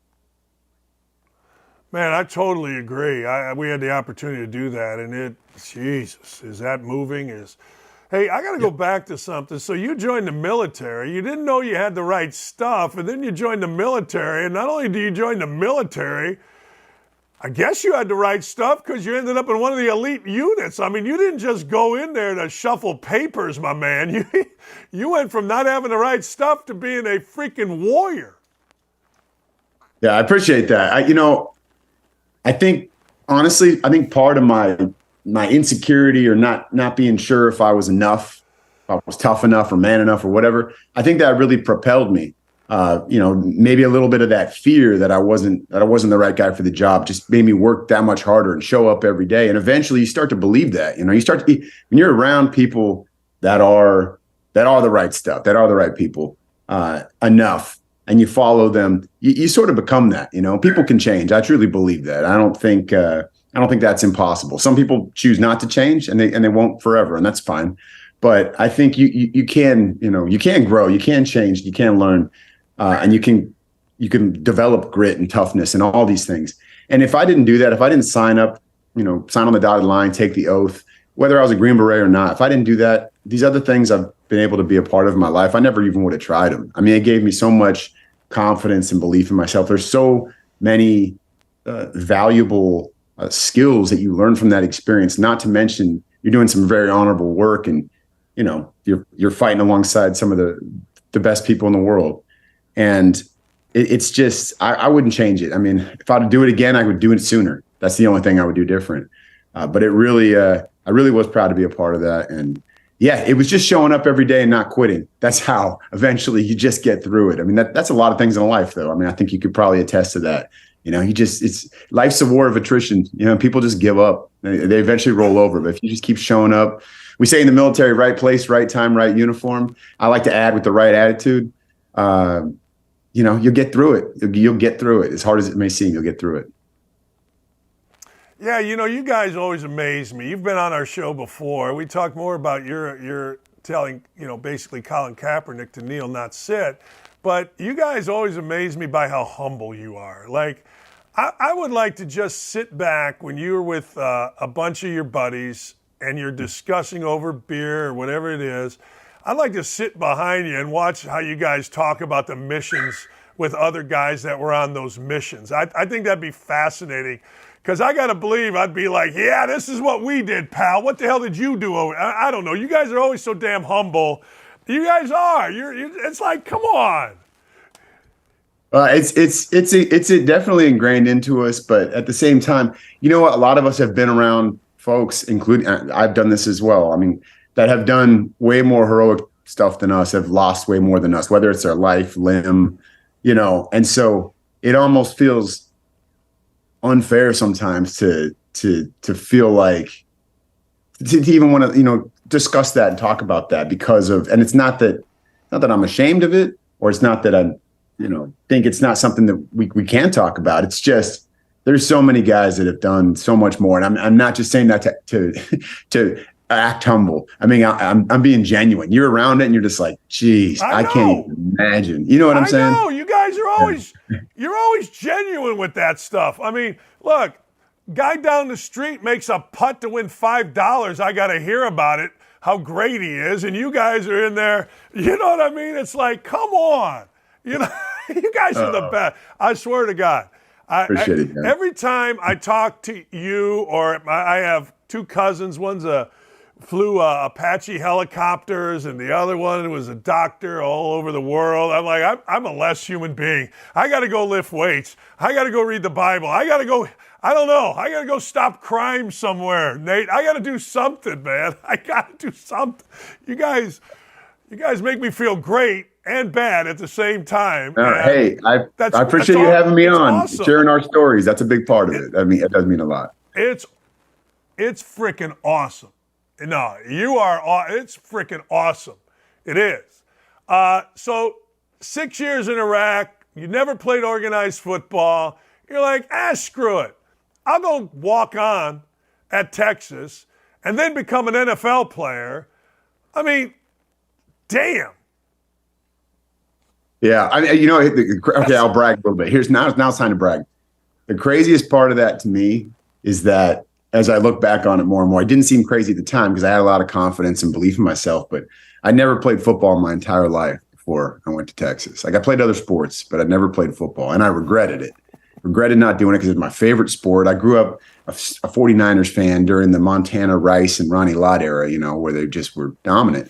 And I never played, and it just bothered me. And so I was like 29, and I was, transitioning from active duty to the National Guard. And I said, you know what, I'm just gonna try out wherever I go. And I ended up going to Texas, which is a pretty good football team, especially right now.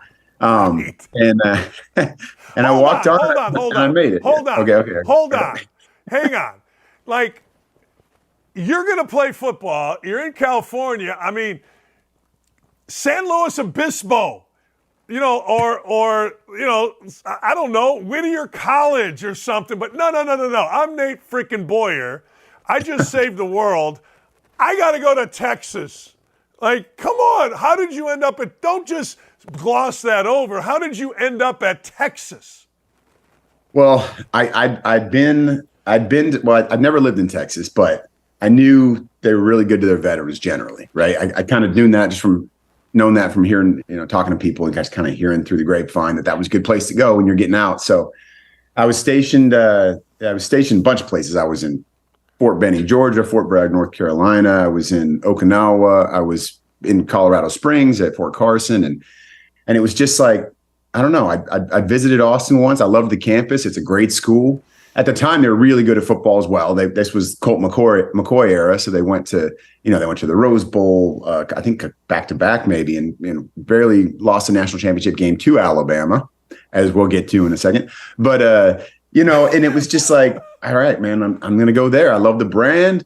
I love the burnt orange. Why not? I'm just going to give it a go. And when I went to tryouts, it was all about conditioning just to make the scout team. So that was step one. And I was in really good condition from the military. So once I got on the scout team, I mean, I recognized that I wasn't going to play safety. That just wasn't happening. I didn't have the speed, the skill. I just wasn't that good at football. But I'd pitched growing up in high school and had a decent arm. So I started long snapping. And I ended up having a bit of a knack for it. And you don't have to be the best athlete in the world. You just got to be consistent and accurate. So long snapping was the way for me. And that's what got me on the field.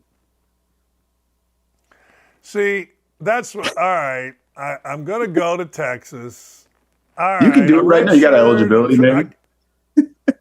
What's that? Nah, I said you might have eligibility. Go do it. You might have a bit. Man, no. I used up all my eligibility playing basketball for my guy Bobby Knight, so I'm done. Thank God for everybody. But here's the beauty of this, all right? You decide I'm going to be a safety, all right? You're not good enough, whatever. But I got to figure out how to get on the field, so I'm going to long snap. Now, I got to believe there are dudes that are at Texas specifically to long snap, and you just beat their ass out and become an academic All-American. I mean, it's unbelievable to me.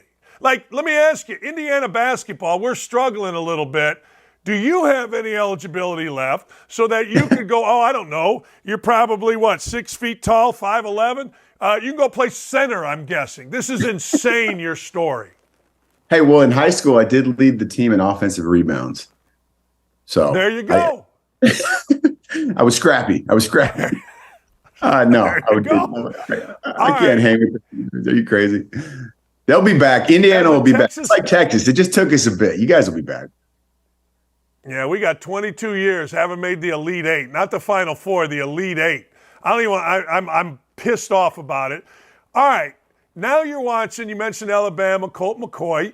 Now you're watching Alabama get boot stomped by your boys, the Longhorns, this weekend. That had to feel pretty damn good for a Texas guy. It did, and it was. I wasn't. I'll be completely honest. I had my doubts going in. Week one. We played Rice and, we beat them handily, but there was facets of the game didn't look great. And at the same time, I don't think we were showing our hand too much, but it's like, we've been here before.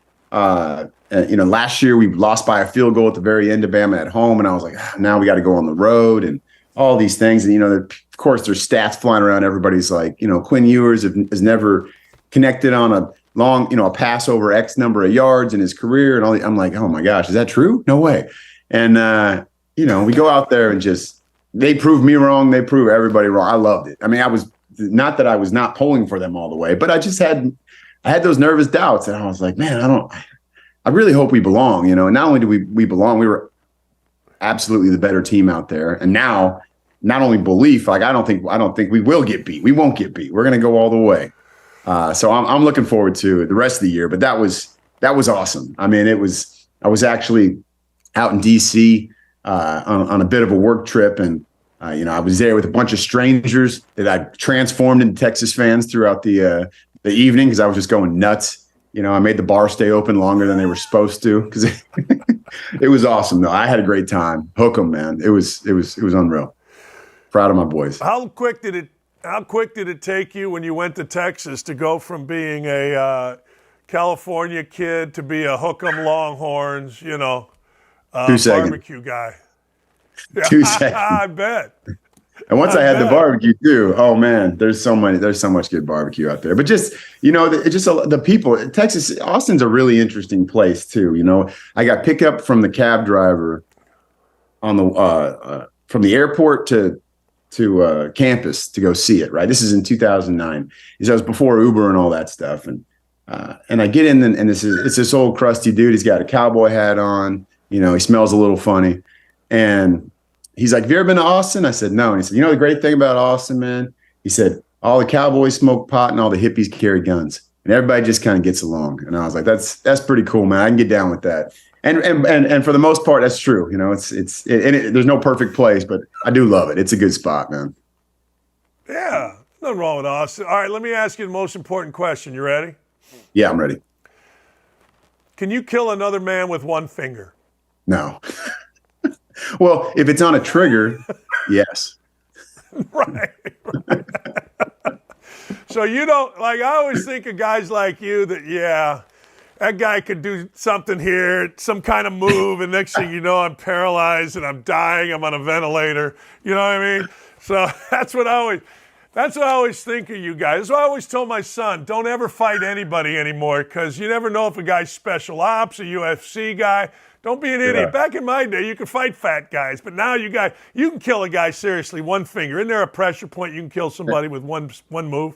I mean, probably. I honestly don't know. But I'll tell you this, too. Don't find anybody, because somebody's videoing it. And if you look like an idiot, everybody can see it. You know what I mean?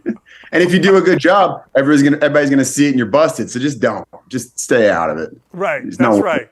That's exactly right.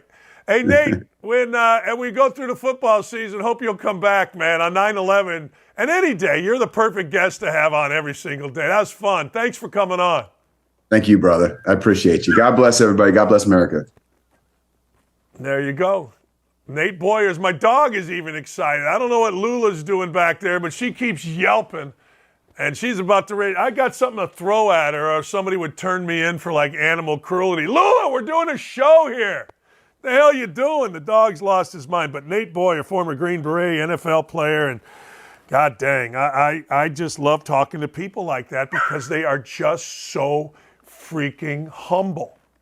I'm telling you what, talk to the clown at your country club that hit a 10-footer and he'll sit around drinking beers like he got bin Laden. This guy's done all this stuff and he's just incredibly, incredibly humble. What a great group of guests we had today. What a fantastic show we've had on 9/11. We will never forget 9/11. Look, you have no idea. Well, yeah, you do, because most of you feel the same way. We all have incredible respect for our military, and we should. Our boys in blue, our military, you name it, we have. And if you get a chance today, just do something simple. Seriously, do something simple. You see a military person, buy him lunch. Don't brag about it. Don't tell people. Just go to the waitress and say, hey, look, I'm picking up that guy at their table, and then leave. Or sit at your own table and don't say a word about it to your friends. But you should do that every day. We should absolutely do that every single day. I'm just saying. It's what we should. Hey, Lula, you and I are throwing hands. She's yapping. In about 10 minutes, I got to take a pill that's going to sedate me. Have you ever done that? I got to go in and get some major mouth surgery. Hopefully tomorrow I won't be talking like this. But you know what? I'm taking a pill in 10 minutes that's going to sedate me. And then Lee's driving me over to my dentist appointment. So you won't be hearing much from me for the rest of the day, which is really weird because it seems like I spend 99.9% of my time going back and forth. But anyway, let's get the woke-a-dope as my dog keeps yapping here. What do you got?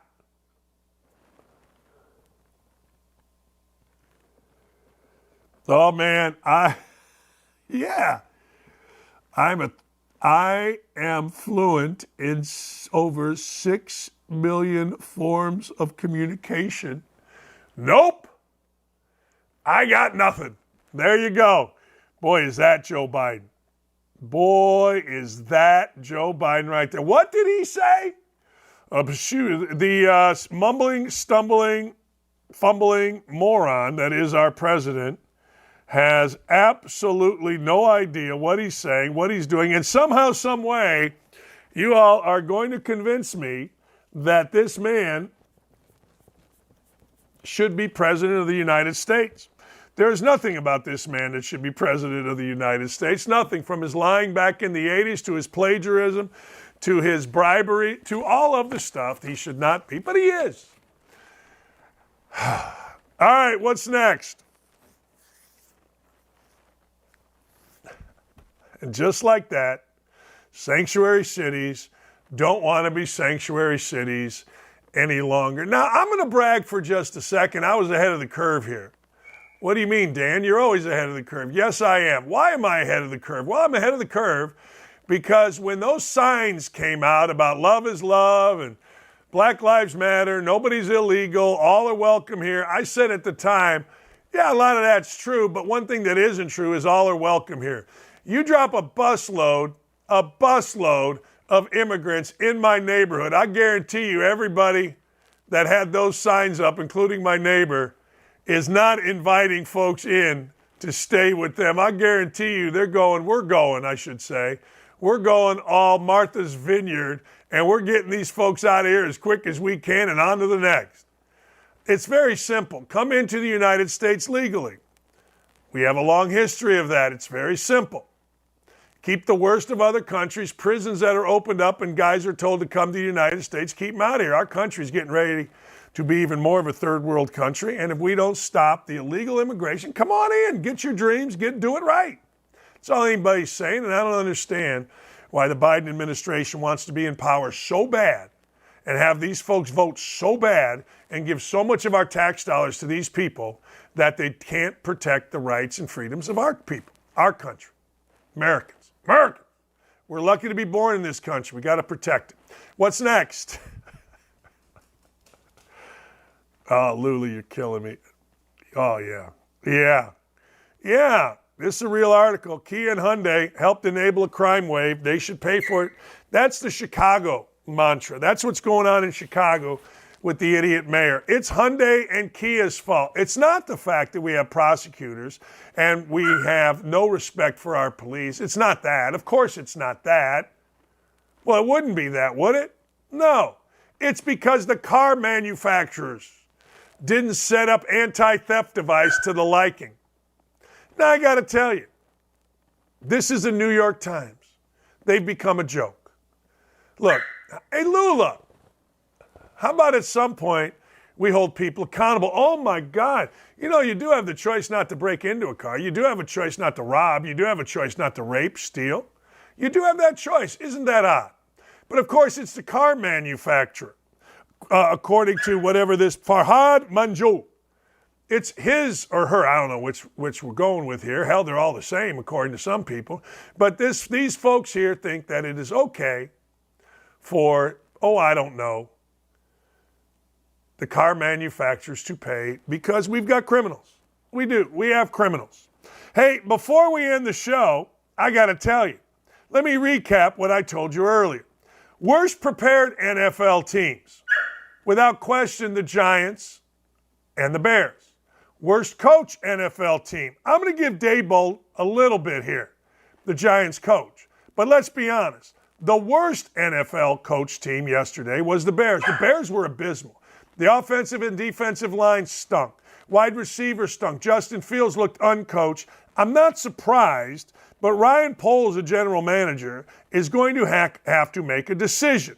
He's going to have to make the decision that, hey, by the way, I don't think Eberflus is the guy, because that's what it's going to come down to. Last year's 3-14 record was not an aberration under Eberflus. They have a bad team. They have a bad coach. They have a coach that is a media guy. They have a coach that would rather do things like get in front of the media than coach the actual football team.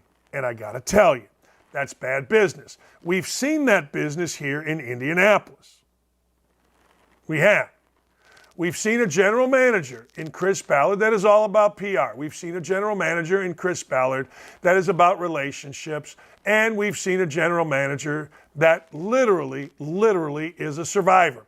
Today, Matt Eberflus went on with my friend David Kaplan in Chicago. That's great. He needs to be paid a lot of money if he's going to do that.